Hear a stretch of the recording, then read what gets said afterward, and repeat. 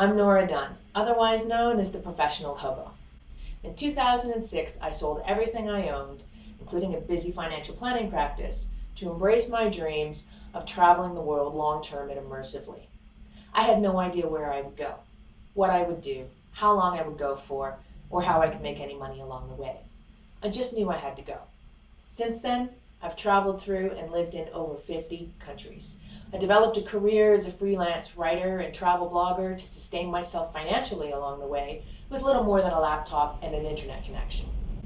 Thing is, writers don't tend to make a heck of a lot of money, so I also found all kinds of creative ways to save money on the road, without sacrificing style, of course. One of these ways was getting free accommodation. There's an entire world of getting free accommodation around the world that I've stumbled upon, and this predicated most of my decisions of where to go. Here are some travel and free accommodation highlights from my last 10 years on the road.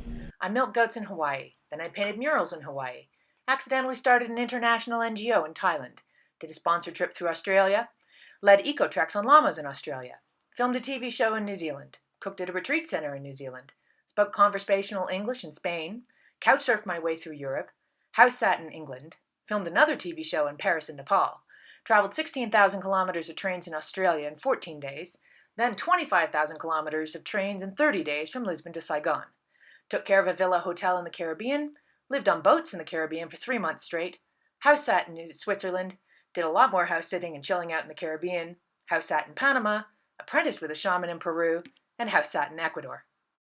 Most of the time I enjoyed free accommodation, and believe me, these are just a few of the travel highlights I've enjoyed in the last 10 years of living on the road. If you'd like to know more about how to get free accommodation around the world, then check out my book, which gives you all the tools and tricks you need to try out this awesome way of traveling the world for a fraction of the money you'd spend otherwise. On my website, The Professional Hobo, I teach people not only how to travel full-time in a financially sustainable way, but of course I share my travel musings and adventures as well. One of my latest books is called Working on the Road, The Unconventional Guide to Full-Time Freedom. And it's about how to design your career around your lifestyle ambitions instead of what most people do, which is the opposite. Because I believe that whether or not you like to travel, it's important not to compromise on what your idea of freedom is. And if you're willing to think outside the box, a lot more is possible than you might have ever suspected. People often ask me what's next for the Professional Hobo, and there's usually some sort of subtext in there as to whether or not I'm going to ever settle down. I can't answer that question because honestly, I have no idea. I don't usually choose my travel destinations. Instead, my travel destinations choose me, usually in the form of a cool opportunity.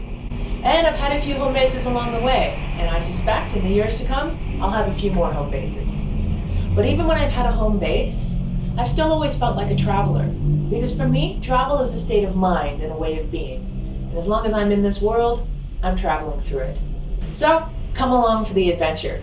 It's been a pretty cool 10 years so far, and I have no idea what's going to happen in the next 10 years. But I have a sneaking suspicion it's going to be pretty cool. Mwah!